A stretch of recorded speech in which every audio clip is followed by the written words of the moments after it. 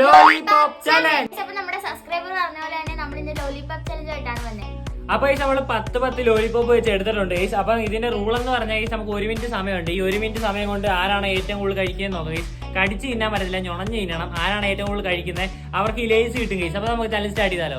അങ്ങനെ നമ്മുടെ സബ്സ്ക്രൈബർ വന്ന പോലെ ഇപ്പം നമ്മൾ ചലഞ്ച് സ്റ്റാർട്ട് ചെയ്യുന്നുണ്ട്. അപ്പോൾ ഞാൻ രണ്ടുപേരും കഴിച്ചുകൊണ്ടിരിക്കുകയാണ് ഗൈസ്. ആദ്യമൊക്കെ നമ്മൾ ഞുണഞ്ഞ് കഴിക്കാമെന്ന് വിചാരിച്ചു, പക്ഷെ നടന്നില്ല ഗൈസ്. അത് വലിയ പാടായിരുന്നു.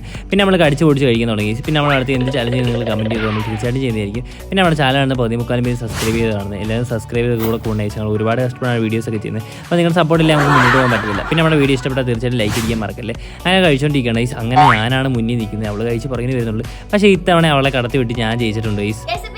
ഞാനാണ് തോറ്റത്. കണ്ണൻചേട്ടൻ ജയിച്ചിട്ടുണ്ട്. കണ്ണൻചേട്ടൻ 5 എണ്ണം കഴിച്ചിട്ടുണ്ട്, ഞാൻ 3 എണ്ണേ കഴിച്ചിട്ടുള്ളൂ.